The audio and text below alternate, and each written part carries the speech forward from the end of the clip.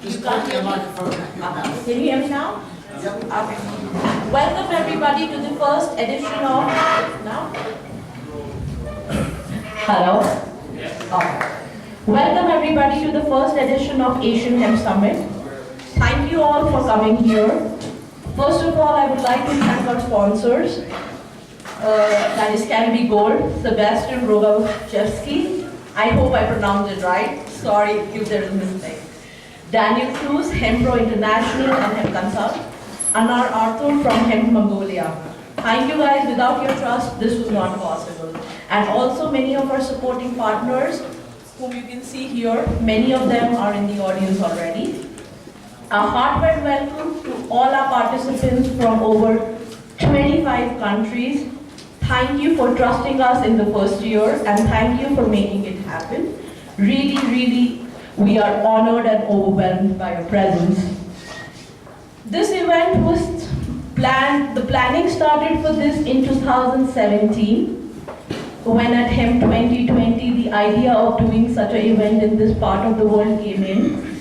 2018 seemed a bit too early, so it is 2019 that we are doing its first edition and we intend to continue it here year after year. So, just few instructions for the how the event would run. The event would run on time, and we really need your cooperation, especially the speakers. Please keep a track of your time, and please help us follow the schedule. We have in the coffee room, we have a bowl for dropping your card. Drop your card and win a prize. We'll have a lucky draw tomorrow evening. And tonight, the dinner is at 7 in Clubhouse near the golf course. Thank you.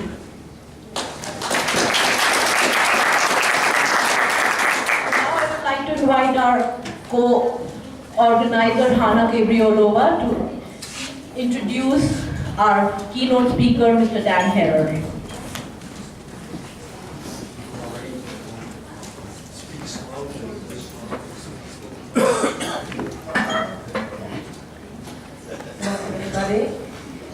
It's really my big pleasure to be here today, and like year before when we was going around with Devalita and checking the areas where we can set up the summit, it didn't seem so that we are going to make it, but like we did, and I'm very happy that we find this resort which hosting this beautiful meeting. And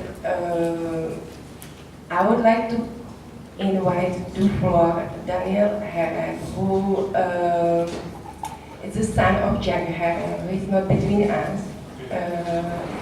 But my journey with hemp started when I got in the hands when I was 19, which is almost 2 years ago.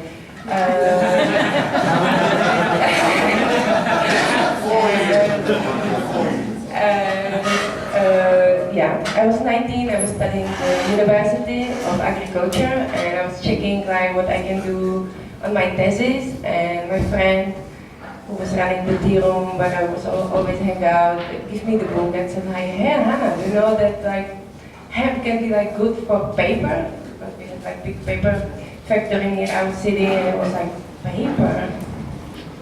Just like smoking, what paper?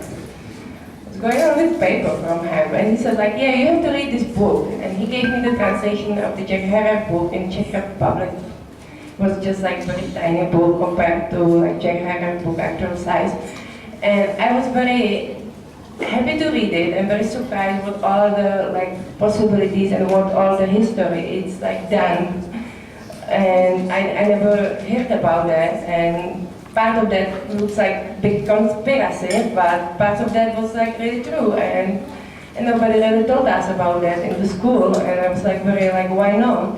So it brings me to the journey and discover like more and more about hemp, but I still like discovering every time, and like more I know, more I'm surprised that the rest of the world doesn't know about.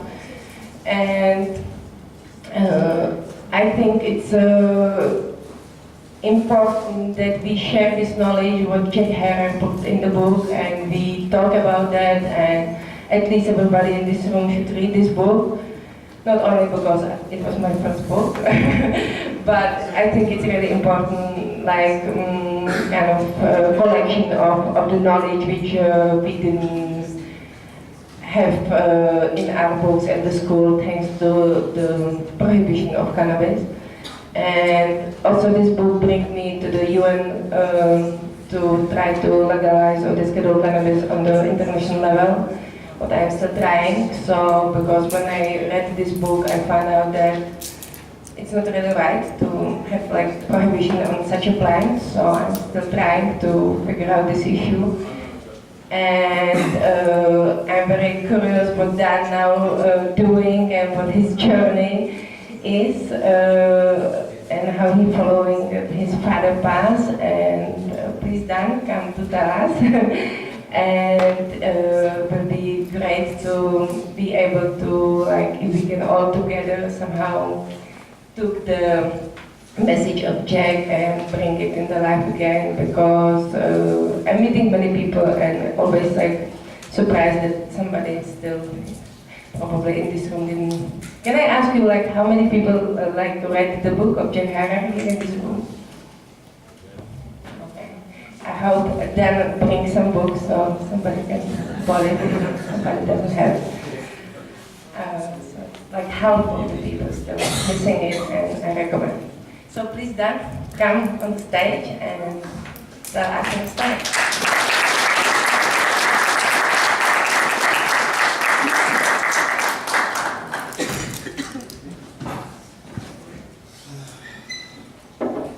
Hello everybody.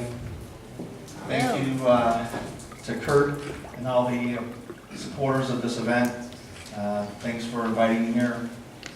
Speaking is not my most comfortable position in life to be in, but there are times where we have to find our voice. To understand what it is that I do and who I am, I'm going to go back in time a little bit to when my father was one of the most staunch supporters of anti-cannabis anything, anti-drug. He believed back in the 60s that all hippies and counterculturists were, in my country, not American and not patriotic and not really worthy of participating in social activities that directed our future. And he was on quite the extreme side, where he thought that these folks should be taken out and summarily shot for their beliefs in cannabis, because he believed all of the rhetoric, all of the propaganda that created prohibition and the war on drugs. Until one day, he was 30 years old and was introduced to cannabis in a very moving way for him. It changed how he thought, it changed how he felt. He realized after engaging in smoking cannabis with this young lady that how could it be that he enjoyed this flower, this plant that had been demonized for so long, and how could he be so wrong? How could he have been so misinformed about its true place on this planet? He believed all of the same things that most of us learned as we grew up, and most countries currently still holding true to. Most countries right now, even though we are growing as an industry, most countries are still holding to the same structure that created prohibition. We are allowed to create these products. We have entrepreneurs, business people, we have educators, we have scientists, we have those who've created a new way forward with this plant. And it still goes on deaf ears, because folks from around the world, it's hard to understand that we've been lied to for so long and nobody wants to admit it. We don't want to feel that we were misled to such a degree that we are now the fools. And that's the position that they take when they fight back against the position that we are taking moving forward. So in the United States, we have legal and recreational cannabis in some states, but all of the access to whether it's cannabis, whether it's hemp, all of these things are still predicated using the same information that created prohibition to begin with. So there's this great misunderstanding still, even though the businesses are growing, that we're at a great loss of information because we don't know what to believe. We know what we've experienced throughout this industry. People like Daniel Cruz, people like Paul from Hemp Pro, excuse me, that's Daniel. But we have entrepreneurs that have created great access. But the communities, although they're embracing it because they're experiencing the same things that drove us into this industry, they don't really understand the background of it. So my father, during the first parts of his life, all the money that he made following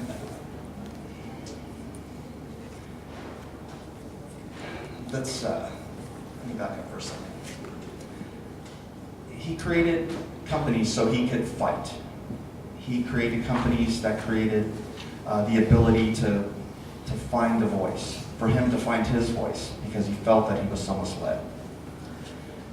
Through that, he started sponsoring every initiative that gave us an opportunity to expand what was this great wrong, and to uncover it and to eliminate it. He figured if he wrote a book that expressed the reality of cannabis and hemp, that the truth would be out and hemp and cannabis would be legal around the world, and there would be no more fighting over it, there would be no more imprisoning over it. So instead of building a company, he built an education platform, a book called The Emperor Wears No Clothes. He took that platform, which has inspired many of the folks here to believe in this plant to such a degree that we would create new industry, create brand new ways forward of how we're going to live on this planet.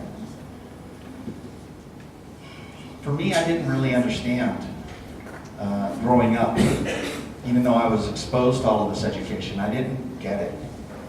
I didn't get it, not because I didn't want to. I just, when somebody tells you that hemp can save the world, it's quite a shocking statement. And 40 years ago, that was quite an absurd statement. And there was no real way forward other than to continue education.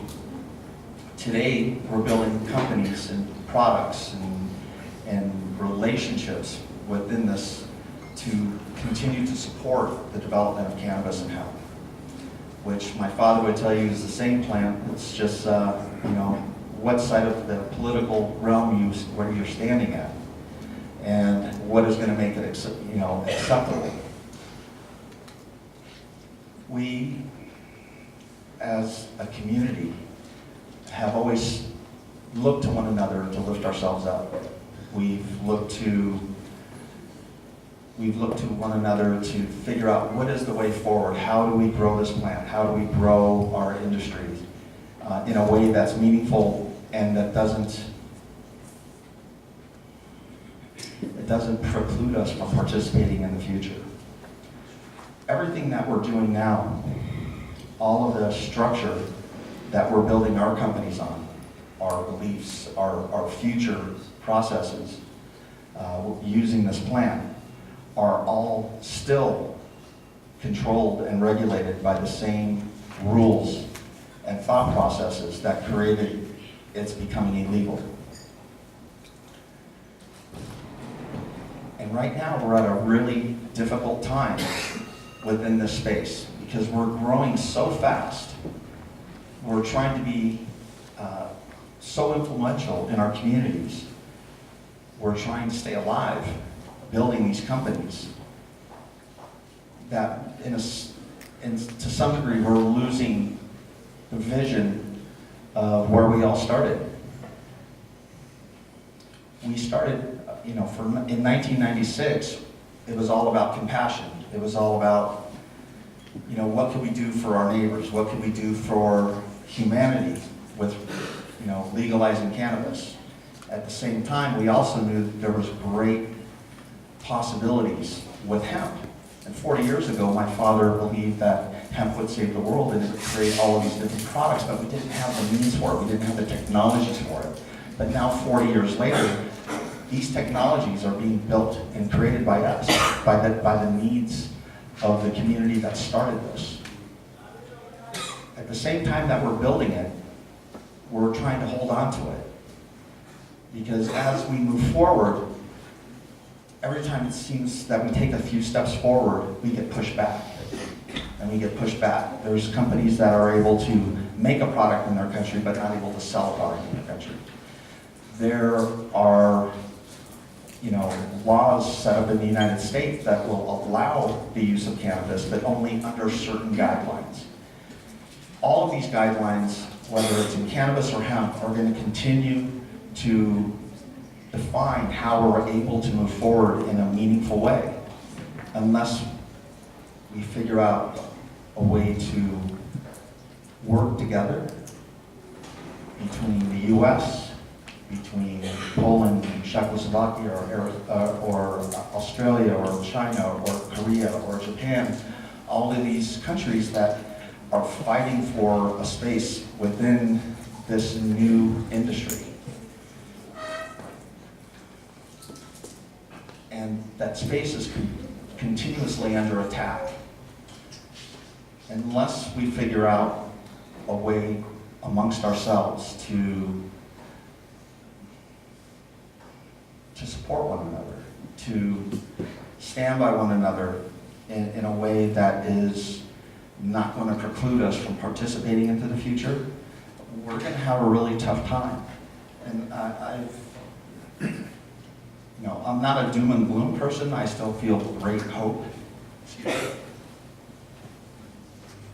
in the future of cannabis and hemp.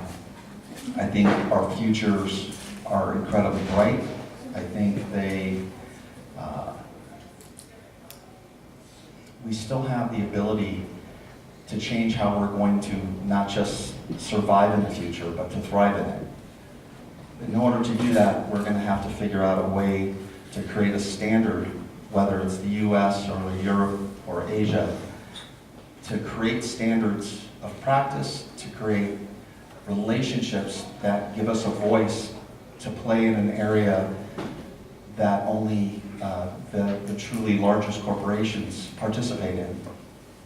And no matter what our success is up to this point, we're still in great danger of having great failures. So we need to take this opportunity to figure out, how do we work together? How do we communicate from one country to another, from one business to another, to strengthen the understanding of this plant? And we're losing an opportunity to teach because we're so busy trying to stay alive and to stay relevant.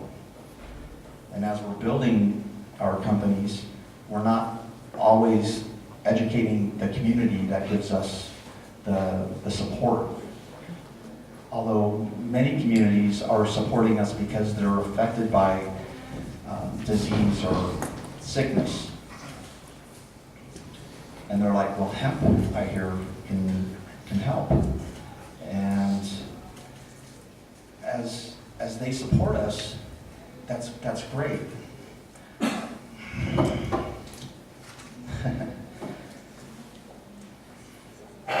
But if we don't educate them, if we don't educate the folks that actually put the politicians into office, if we don't educate the communities that support us as an industry, we're going to be left behind in a sense that larger corporations are going to come in and absorb us as we move forward within this.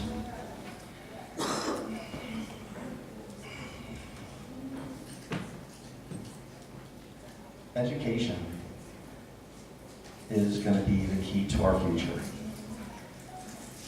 You know, there's, oh man, speaking in public is really tough sometimes. You're doing great. Don't lie.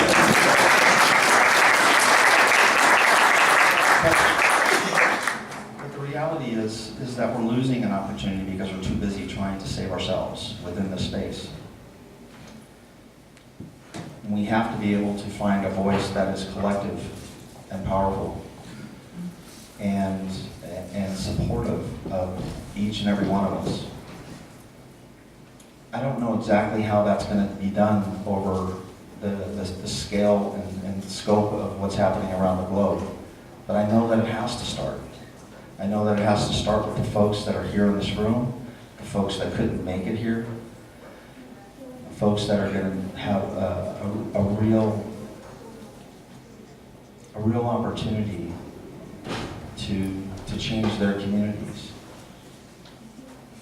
to change how we live, to change how we go into this future. And I know I feel like I'm rambling a bit here, but the reality is that if we don't find a common voice and a common way forward in how we are developing as an industry, and this is such a brand new industry that even those that have been in this industry for 20 or 30 years, be it on the food side, on the clothing side, on the textile side, we are all in danger of losing the things that brought us here, which is passion for this plant, passion for our communities, passion for this planet, and how do we work to save it and ourselves. You know, I get quite frustrated at times when the opportunities that we have seem to be sometimes out of our control. You know, I look back at California and with the legalization of hemp,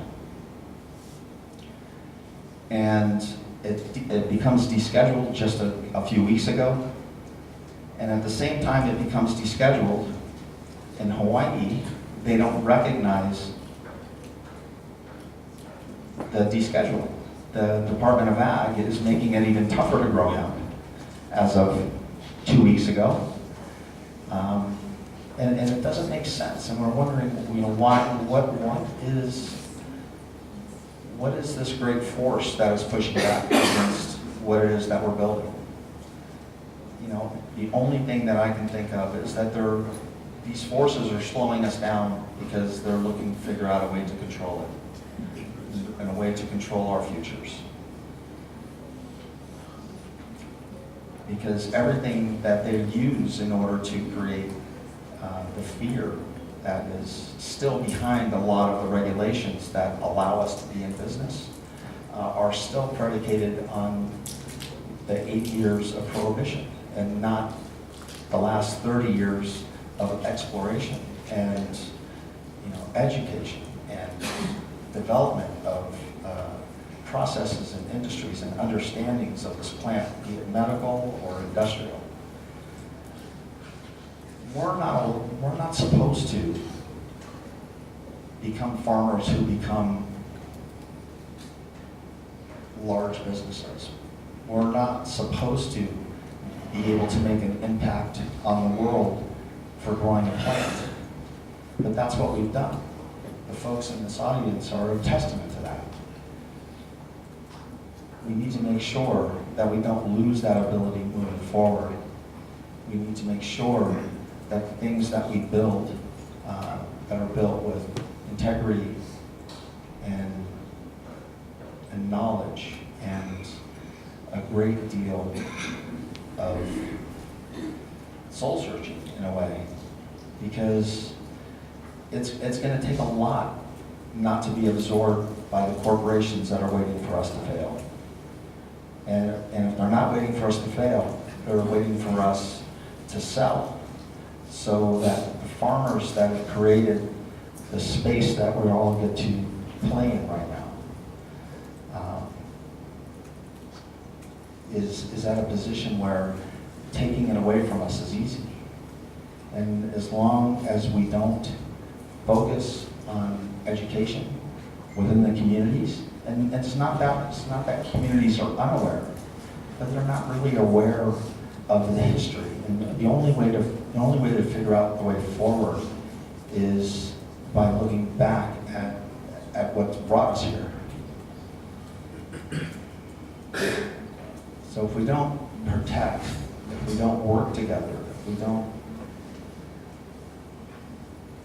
we don't come together as a community, as a global community, then we're going to have some serious issues 3 years from now, 5 years from now, and 10 years from now. Because the major corporations have a very long play in this. And there's a lot of us that may only have a short play. And that short play is not because we don't want to be here forever. This is because we're being precluded from really being able to succeed. So make sure that you build your companies, you build the relationships within your communities on real information, on real possibilities, on real technologies that have a place in the future that gives us an opportunity to live. And not just to live, not just to survive, but to thrive. I don't know how we work together on a global level because there's so many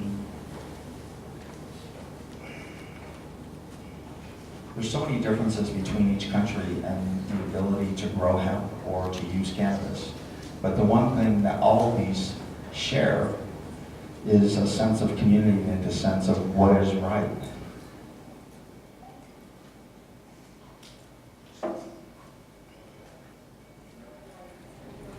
And I hope we find it. I hope we find the common ground between each one of our companies, that we're not working against each other to control this plant, but working with one another to figure out how it is that we protect the ability to participate in this on the same fields as the corporations that are looking to control what it is that we're building.